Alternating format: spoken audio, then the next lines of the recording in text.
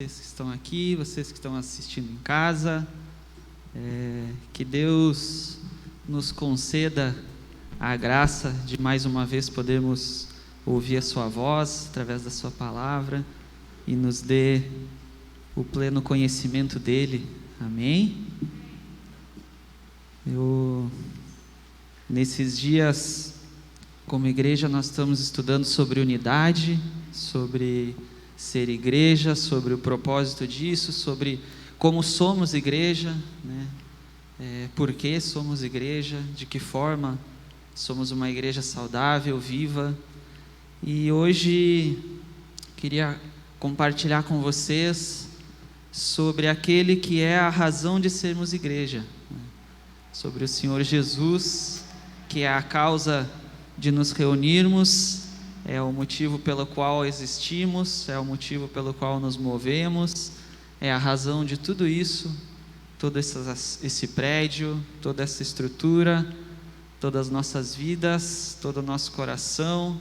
Ele é, antes de todas as coisas, Ele é a supremacia, Ele é a primazia. E se tivesse que dar um título hoje para essa pregação, seria a supremacia de Jesus. Você sabe o que é supremacia? Eu fui olhar no dicionário e alguns dos sentidos de supremacia seria uma superioridade, um bem elevado, uma hegemonia, uma incontestável superioridade. Esse é o nosso Deus, o Senhor Jesus, aquele que é a cabeça do corpo, aquele que é a razão da igreja, aquele que é o motivo da nossa adoração, o motivo pelo qual cantamos, o motivo pelo qual nós nos movemos. E é sobre isso que eu queria compartilhar hoje, queridos, que Ele é, antes de todas as coisas, Ele é Senhor, Ele é o nosso Salvador, Ele é o nosso Criador. E para entender um pouco melhor isso, queria que vocês abrissem comigo um texto que está lá no livro de João, para introduzir o nosso tema. João capítulo 1, versículo 1. João 1, 1 em diante. Texto bem conhecido que fala do Senhor Jesus. E diz ali, então, João capítulo 1, versículo 1. No princípio era aquele que é a palavra. Ele estava com Deus e era Deus. Ele estava com Deus no princípio. Todas as coisas foram feitas por intermédio dele. Sem ele, nada do que existe teria sido feito. Nele estava a vida, e essa era a luz dos homens. A luz brilha nas trevas, e as trevas não a derrotaram. Até aqui. No princípio era aquele que é a palavra. Ele estava com Deus e era Deus. O nosso Senhor Jesus, antes mesmo de nós existirmos, antes mesmo de nós sermos igreja, antes de você sequer estar nos planos dos seus pais, antes mesmo dos seus pais existirem, Jesus é. Ele é. E porque Ele é, hoje nós somos igreja. Porque Ele é, hoje nós nos reunimos aqui. E isso é algo tão óbvio, algo tão claro para nós como cristãos, mas ao mesmo tempo eu diria algo tão necessário de ser lembrado todos os dias, porque pode acontecer de que, se nós não nos lembrarmos disso constantemente, a gente se torne simplesmente, quem sabe, um clube ou um grupo de amigos que se reúne no final de semana para cantar algumas músicas, ouvir uma mensagem bonita e de repente comer uma pizza depois. Se nós não consideramos como principal razão de estarmos aqui o fato de que Jesus é o nosso Senhor e é a razão da nossa vida, então as coisas meio que perdem o sentido. Eu tenho, na minha experiência com a igreja, já um grupo, uma vez, do qual eu participava, que meio que caiu nisso. Sabe, a gente tinha começado um grupo de adolescentes e jovens com ali 2 ou 3, e de repente aquele grupo começou a crescer e já eram 5, 10, 15, 20. Só que no meio dessa caminhada, em algum momento as coisas começaram a sair um pouco do rumo, né? A gente se reunia todo sábado e tinha a palavra e tinha louvor. Só que de repente começou a se pensar, sábado que vem, de repente não vamos fazer palavra, louvor, vamos fazer uma janta só. E, beleza, vamos fazer uma janta, vamos ter comunhão, né? Isso é de Deus. E daí na semana seguinte, quem sabe essa semana não vamos fazer culto, vamos lá na praça se encontrar lá, e afinal a gente tem que estar na rua, a igreja tem que estar na rua, né? A gente tem que alcançar outras pessoas, e beleza. E daqui a pouco, vamos se reunir só para jogar um videogame, ou só para sair, para comer, e assim as coisas foram saindo do rumo, e se perdeu talvez um pouco do propósito. E no final talvez sobraram 2 ou 3 daqueles 20. E sabe por que eu compartilho isso? Porque parece algo tão simples, né? Jesus é a razão da nossa vida, Jesus é a razão de sermos igreja, Jesus é soberano sobre nós, mas se a gente não toma cuidado de realmente levar isso para o nosso cotidiano, levar isso toda vez que a gente sai de casa para vir para o culto, talvez isso pode meio que começar a cair para segundo plano, e isso é perigoso. De forma muito sutil a gente pode acabar esquecendo de quem é aquele que nos move, né? Ele é antes de todas as coisas, Ele é antes de existirmos. Todas as coisas foram feitas por intermédio dEle. Sabe, nós existimos por intermédio dEle, nós fomos feitos por intermédio dEle. É por causa dEle que nós temos vida, é por causa dEle que nós ainda estamos vivos. Não fosse o sacrifício de Jesus na cruz, não fosse as misericórdias de Deus e a sua graça, nós nem estaríamos vivos. E isso precisa ser algo, a verdade muito clara na nossa vida.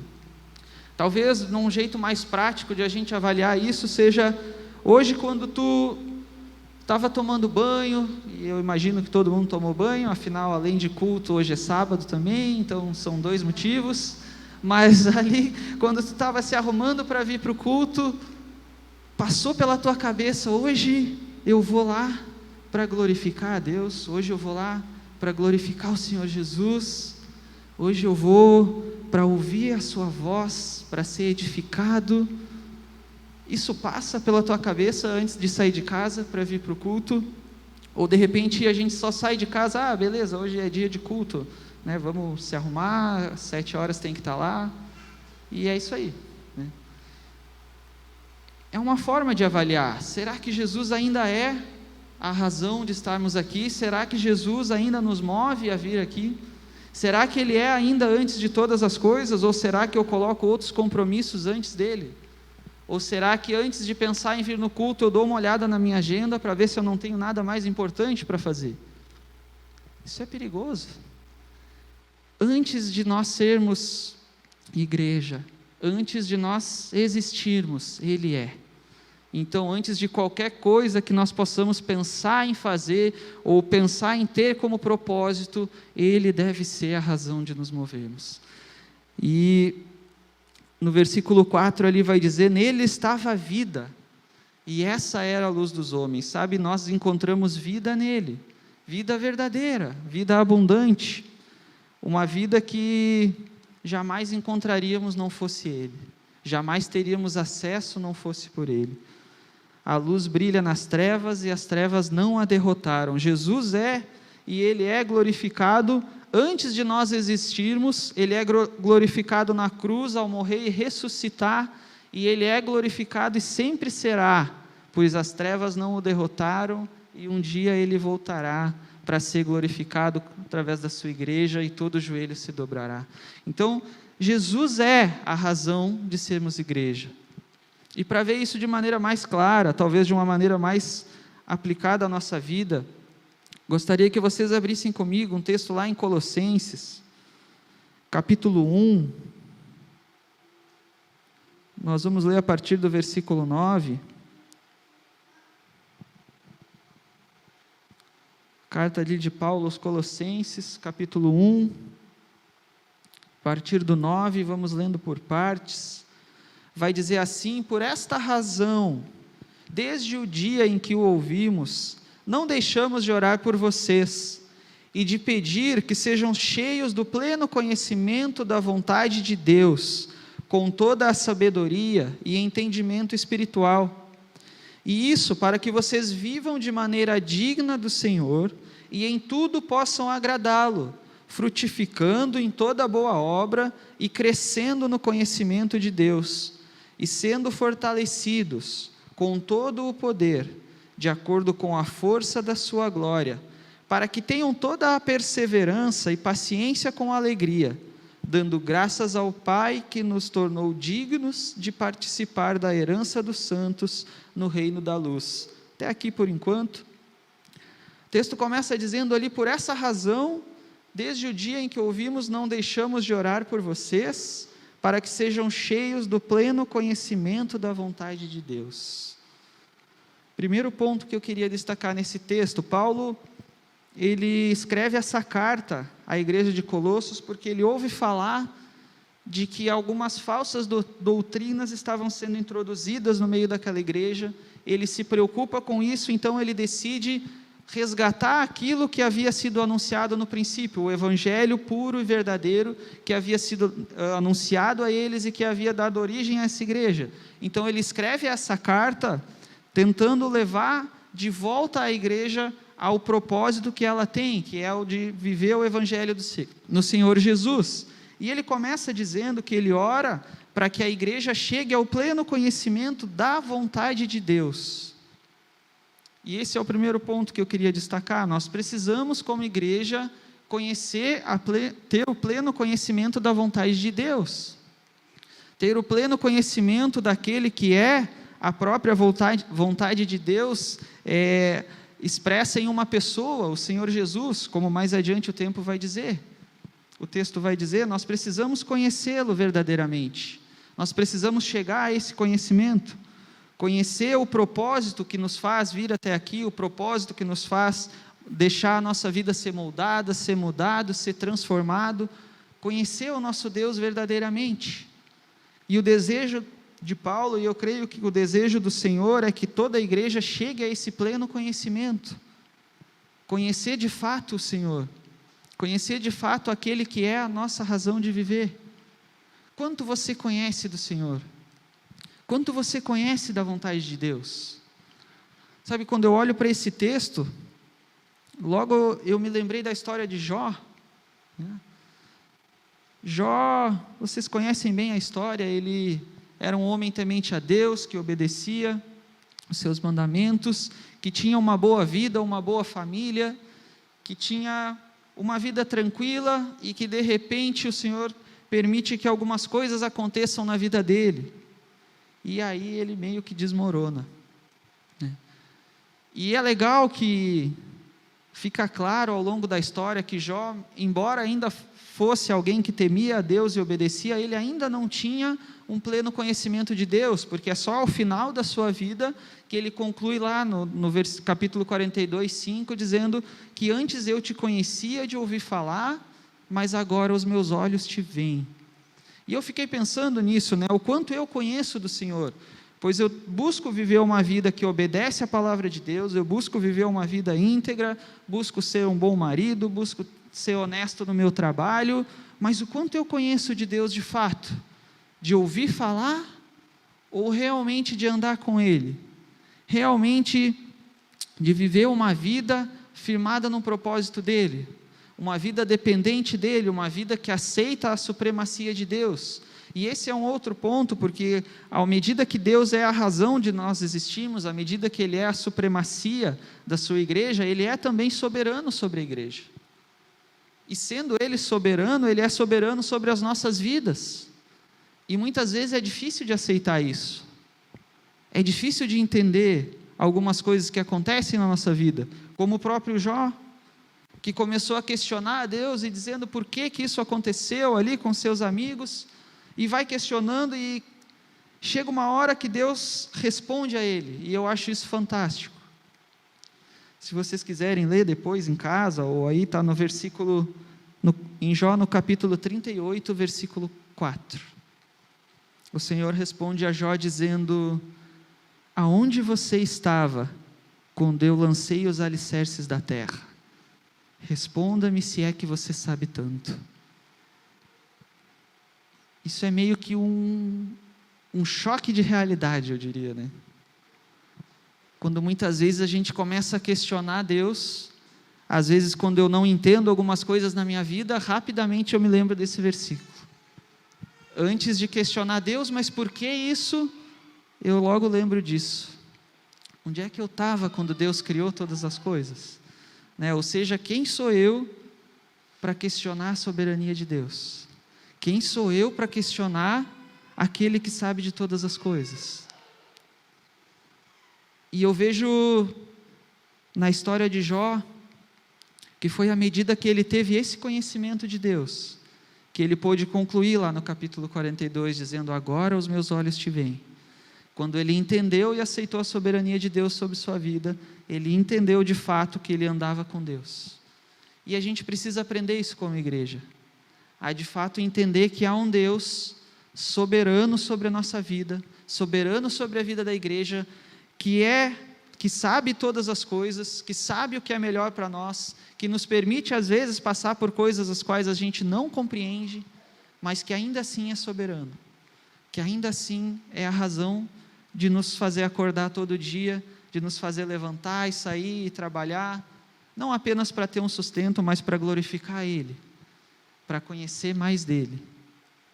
E sabe, à medida que a gente chega a esse conhecimento de Deus, a gente passa a depender dEle com muito mais tranquilidade, com muito mais paz, entendendo que Ele é soberano.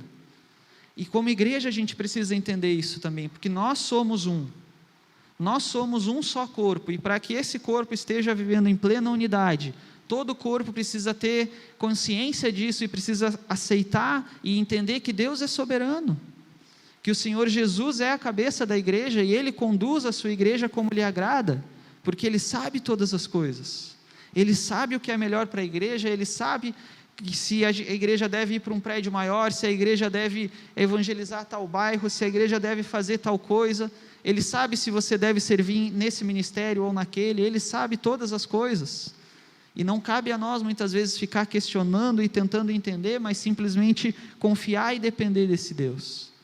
E é a esse conhecimento que Ele deseja que a gente chegue. E aí no versículo 10, ele diz algo que sempre mexeu muito com a minha vida. Ele diz: e isso para que vocês vivam de maneira digna do Senhor. Cara, isso é muito profundo.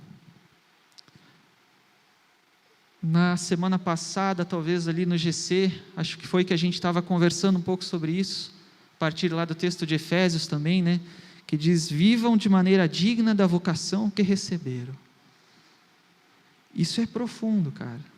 Até citando o exemplo que eu lembrei, né, viver de maneira digna da vocação que a gente recebeu. Pega como exemplo um jogador de futebol. Ele recebe lá um salário milionário, 1 milhão, 2 milhões por mês, e às vezes acontece no jogo de ele cometer um erro bobo, uma coisa simples, algo que treinando todo dia e recebendo tudo isso ele deveria saber fazer. E aí qual que é a reação do torcedor ali que assiste o jogo? Ah, não sabe nada, né? Ou está recebendo um monte e não faz nada, né? Ou pega como exemplo um político que recebe uma vocação, né? Ele é colocado lá nessa posição para governar. E aí quando ele faz algo que não está de acordo com o que a população espera, qual é a reação? A gente critica, e com razão, né? Afinal ele está lá para fazer o melhor, né? Mas à medida que eu olho para esses exemplos, eu fico também me colocando nesse exemplo como igreja, porque as pessoas talvez vão olhar para a minha vida e vão dizer: pô, mas ele é crente, por que ele está fazendo isso? Aquele cara é cristão, por que ele está... Isso não está bem de acordo com a palavra aí. Quando eu olho para esse texto, eu fico pensando nisso, né? Para que vocês vivam de maneira digna do Senhor. Será que eu tenho vivido de maneira digna do Senhor? Quer pegar um exemplo bem claro e talvez até um pouco duro, mas Se a única chance de alguém chegar a Jesus fosse olhando para a tua vida, essa pessoa chegaria? Se a única chance de alguém ser alcançado pelo Evangelho fosse através da tua vida, chegaria lá? A gente precisa se perguntar isso, eu creio que todo dia. Porque nós somos igreja do Senhor. Nós somos aqueles que Ele escolheu para levar o Evangelho, para anunciar o Evangelho, para anunciarmos a sua glória, para glorificarmos Ele aqui, para vivermos aqui de maneira digna do Senhor. Então a gente precisa constantemente avaliar a nossa vida, se realmente estamos vivendo dessa forma, se realmente estamos compreendendo esse propósito de Deus para a nossa vida e obedecendo, e vivendo de maneira digna, da maneira que Ele espera. E aí o texto continua e ele diz, e em tudo possam agradá-lo, agradar o Senhor com a maneira com a qual vivemos. Agradar o Senhor e glorificá-lo da maneira como vivemos. Hoje eu estava olhando uma frase, se não me engano, do John Piper, ou pode ser que não, mas ele dizia que nós glorificamos a Deus à medida em que nos satisfazemos nele. Ou a maneira que nós mais glorificamos a Deus é à medida que nos satisfazemos nele. Lendo essa frase eu lembrei do Salmo 1, né? Quando o salmista lá diz, né? A minha satisfação está na lei do Senhor, e nessa lei medito de dia e de noite. Né? À medida que nós nos satisfazemos na palavra de Deus, na nossa vida, no nosso relacionamento com Ele, à medida que nós encontramos a plena realização da nossa vida nele, é aí que nós glorificamos a Ele.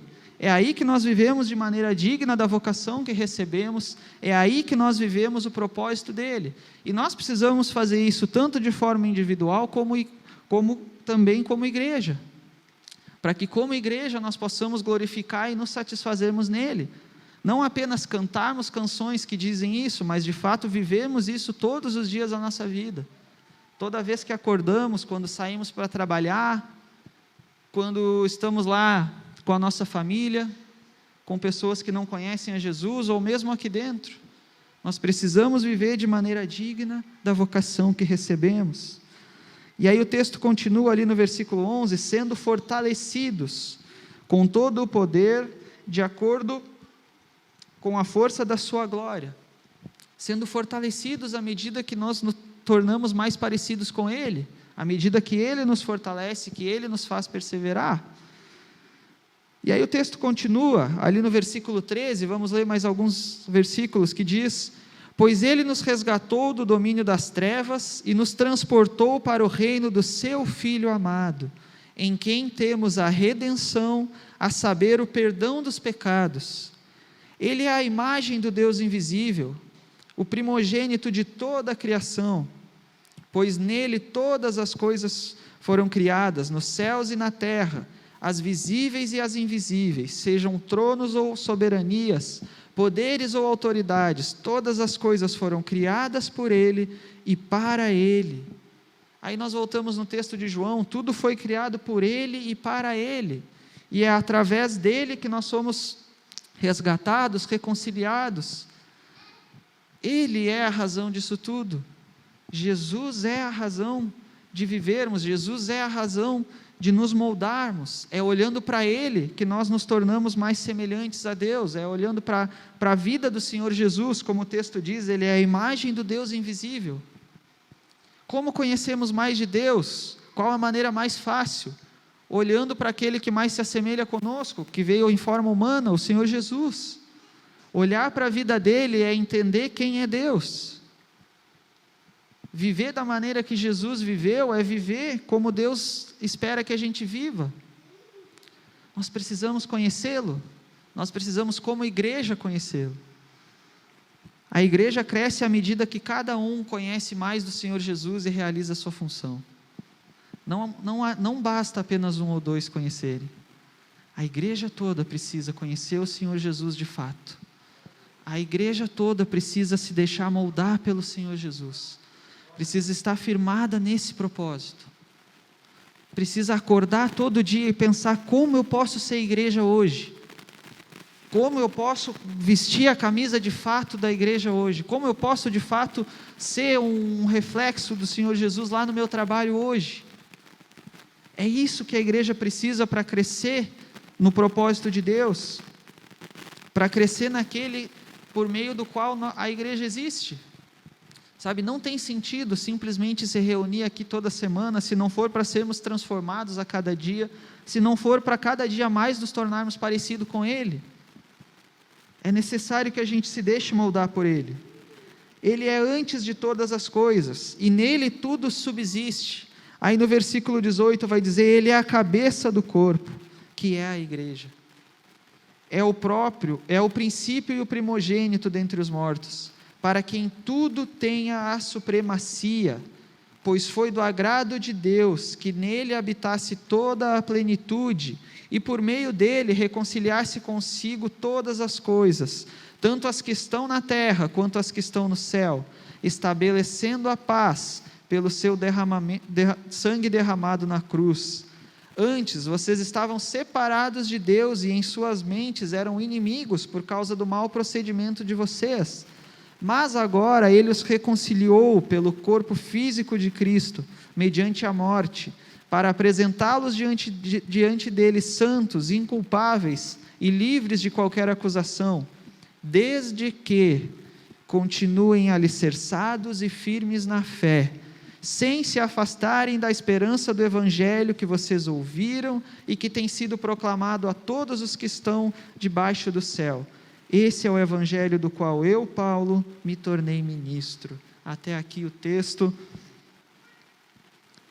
Eu chamo muito a atenção para esses versículos 22 e 23. Mas agora Ele os reconciliou consigo, mediante o corpo físico de Jesus, para apresentá-los diante dele santos, inculpáveis e livres de qualquer acusação. Aí presta atenção agora no 23, desde que continuem firmes e alicerçados na fé. Há um propósito e uma condição revelados nesses dois versículos. O propósito do Senhor nos reconciliar com Ele, para nos apresentar diante dele santos, inculpáveis, da maneira que o Senhor anseia nos ver, porém com uma condição, desde que vocês continuem firmes e alicerçados na fé. Como é que está o teu coração hoje? Continua firme e alicerçado no Evangelho que você ouviu? No Evangelho puro, verdadeiro, sem mancha, sem distorção, sem mácula, sem máscaras? A nossa vida precisa estar alicerçada nesse Evangelho. Precisa estar de fato enraizada, que não se deixa levar por qualquer vento de doutrina, por qualquer coisa que acontece na nossa vida. Sabe, às vezes é uma doutrina falsa que nos faz balançar, às vezes é uma tribulação, às vezes é o pecado, às vezes é algo que a gente gostaria que acontecesse e não aconteceu, às vezes é algo que aconteceu que a gente não entende, mas todas essas coisas, elas só derrubam quem não está firme, elas só derrubam quem não está verdadeiramente alicerçado na fé. Porque quando eu olho para a palavra de Deus e vejo a história de tantos homens que passaram por coisas muito piores, muito mais absurdas do que nós, e vejo eles cada vez não caindo, mas muito pelo contrário, aumentando o seu amor por Jesus, então eu entendo que à medida que eu fico alicerçado no Senhor Jesus, nada mais me abala, nem tribulação, nem espada, nada me separa do amor de Deus. E é com esse firmamento, nesse propósito que nós precisamos viver, entendendo que sim, nós vamos passar por tribulações, sim, nós vamos passar por coisas as quais não vamos entender, sim, às vezes nós vamos ficar tristes, sim, estar com Jesus não é sinônimo de alegria a vida inteira, estar com Jesus é sinônimo sim de que você tem um conforto, um consolo, uma paz que excede todo o entendimento, que você pode passar por tribulação, que ainda assim a sua fé vai estar alicerçada nele. É com esse propósito que nós precisamos estar firmes e comprometidos, de que pode vir o que for, nós vamos continuar sendo igreja, nós vamos continuar firmes, enraizados no Senhor Jesus, alicerçados, buscando viver em santidade, buscando viver uma vida que agrada a Deus, uma vida que verdadeiramente glorifica aquele que é a causa, aquele que é a cabeça do corpo, aquele que é a razão de estarmos aqui. Nós precisamos estar verdadeiramente alicerçados nele, vivendo um evangelho puro, santo, verdadeiro, o evangelho que nós ouvimos lá no princípio, quando conhecemos a ele. Sabe, tu consegue lembrar do dia em que tu conheceu Jesus?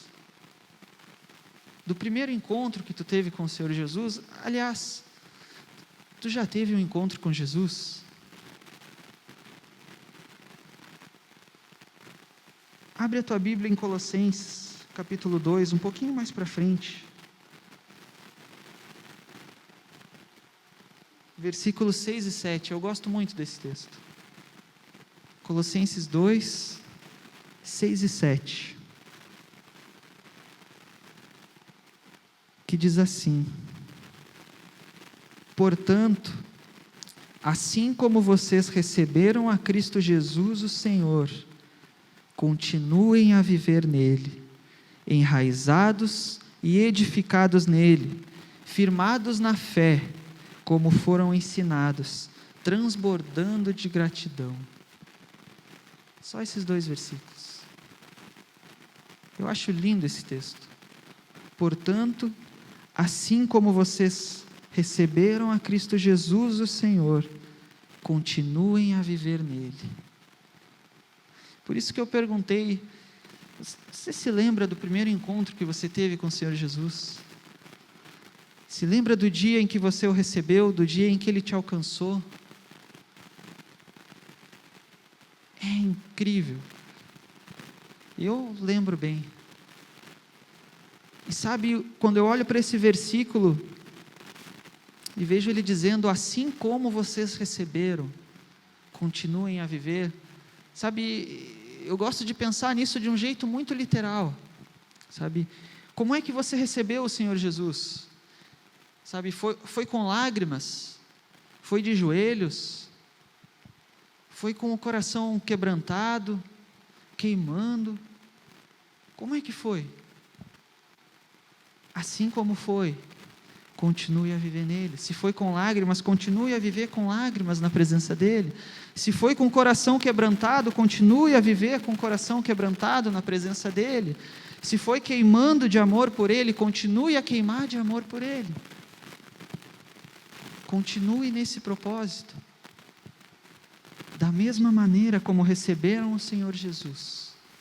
Sabe, é incrível porque no dia em que a gente tem o primeiro encontro com Jesus e vem aquele primeiro amor e a gente quer sair pulando por aí e gritando para todo mundo que Jesus nos ama, sabe, assim a gente deve viver, sabe, assim a gente deve ser igreja, como quando a gente o recebeu pela primeira vez.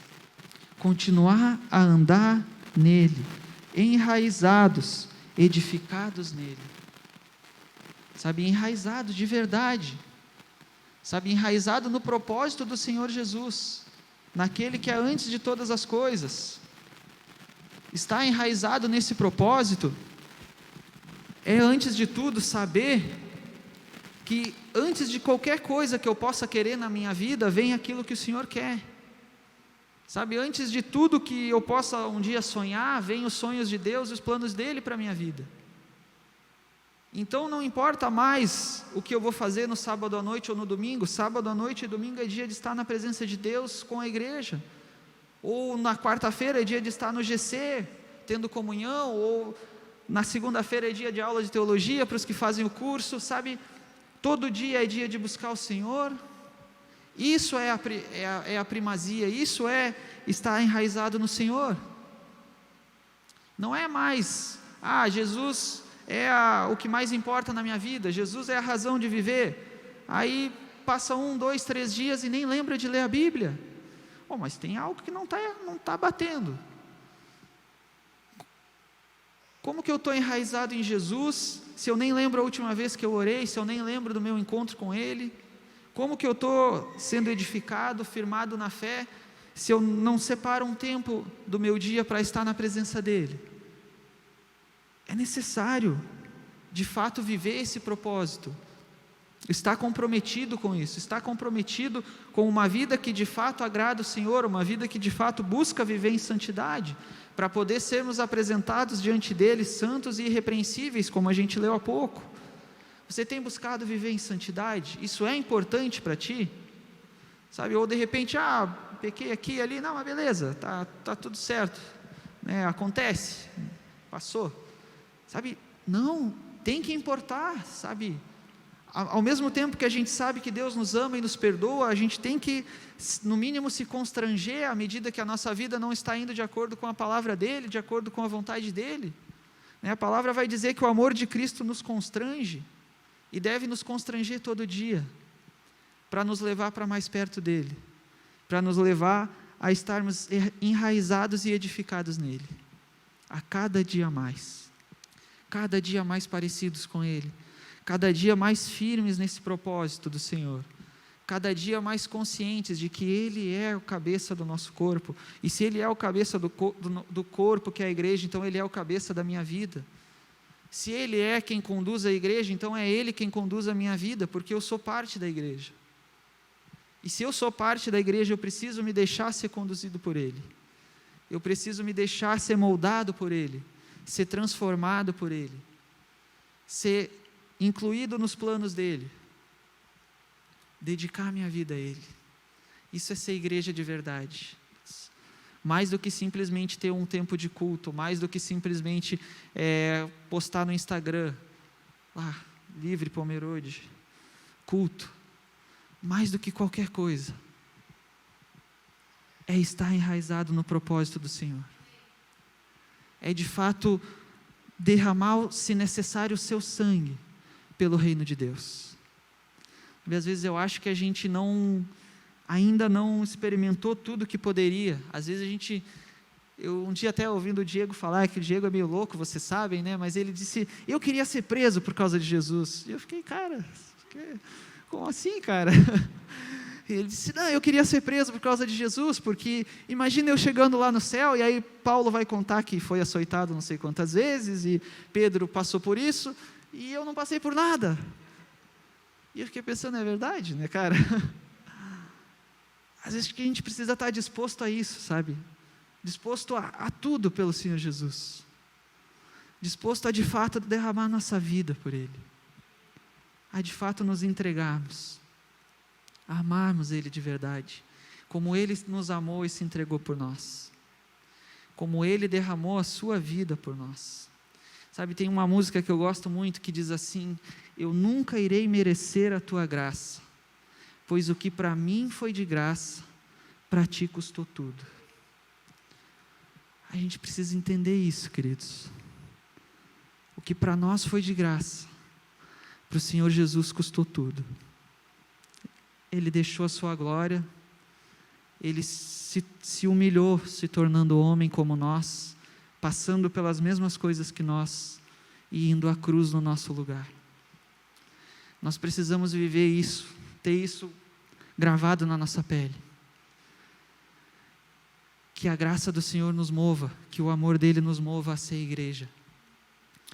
E para concluir, queridos, eu quero ler um texto ainda, um pouquinho mais adiante, 2 Tessalonicenses, capítulo 1, a partir do versículo 10, 2 Colossenses 1, 10,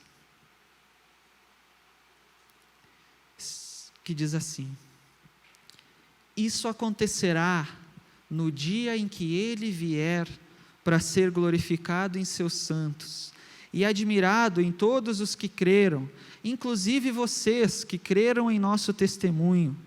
Conscientes disso, oramos constantemente por vocês, para que o nosso Deus os faça dignos da vocação e com poder cumpra todo o bom propósito e toda a obra que procede da fé.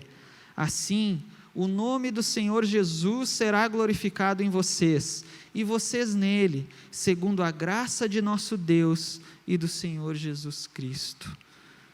Isso acontecerá no dia em que Ele vier. No dia em que Ele vier, Ele será glorificado na sua igreja. Ele será glorificado em nós, os seus santos, e nós nele.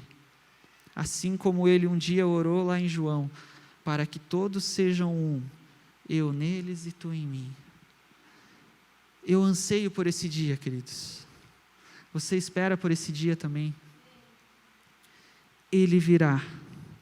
Tem uma outra música que eu gosto muito que diz: ele virá num piscar de olhar, e quem estiver pronto com ele irá, na sua glória com ele morar. Não mais tristeza, não mais temor, junto com os anjos cantar eu vou, digno é o Cordeiro que se entregou. Ele vem. Queridos, ele vem para ser glorificado mais uma vez e eternamente ser glorificado através de nós. E o meu convite é para que nós, como igreja, cada vez mais possamos ansiar por esse dia, cada vez mais possamos desejar esse dia mais do que qualquer coisa, cada vez mais nós possamos, como igreja, glorificar o Senhor desde agora e ansiar por estar na sua presença eternamente para glorificá-lo. Essa é a razão de existirmos, essa é a razão de sermos igreja, glorificar o nome do Senhor Jesus. Se você, assim como eu, deseja isso, e quer e espera mais do que qualquer coisa por esse dia, eu quero te convidar aí onde você está a fechar os teus olhos. Se você está em casa também, feche os teus olhos, coloque-se na presença de Deus e glorifique aquele que te deu a vida, aquele que deu a vida por ti, aquele que vem para ser glorificado em nós, para nos buscar, para que nós possamos glorificá-lo eternamente. Vamos orar, queridos. Pai, muito obrigado pela tua palavra, Senhor. Muito obrigado porque tu virás, Senhor. Tu virás mais uma vez, Senhor, para buscar a tua igreja e para ser glorificado, Senhor, porque essa, Senhor, é a razão de nós sermos igreja, Pai. Nós ansiamos por esse dia, Pai, nós queremos mais do que qualquer coisa, ó Deus, te glorificar, te adorar com a nossa vida, Senhor, cumprindo o pleno propósito que tu tens para nós, Pai. Nos ensina, Senhor, nos molda, Pai, como igreja, para que cada vez mais nós possamos ser parecidos contigo, Deus, para que cada vez mais, Senhor, nós possamos cumprir o teu plano para a nossa vida, Deus, que cada um, Senhor, cada um possa encontrar o teu propósito para a sua vida, Deus, cada um possa, Senhor, descobrir quem o Senhor é na sua vida, Pai, descobrir, ó Deus, como pode te glorificar a cada dia, Pai. Nos usa, ó Deus, a cada vez mais, Senhor. Te revela a nós cada vez mais, Deus. Nós queremos te conhecer ainda mais, Senhor, e ansiamos, ó Deus, pelo dia em que poderemos te ver face a face. Senhor Jesus, vem nos buscar, Pai, nós queremos estar contigo, nós queremos, Senhor, glorificar o teu santo nome. Nos prepara para esse dia, ó Deus, e enquanto esse dia não vem, Senhor, que nós possamos cada vez mais ser uma igreja que revela o teu santo nome ao mundo, Pai, que nós possamos, ó Deus, alcançar as pessoas, Senhor, que nós possamos, ó Deus, cumprir o teu propósito na nossa vida e como igreja, Pai. Eu oro no nome do Senhor Jesus, amém, Pai, amém.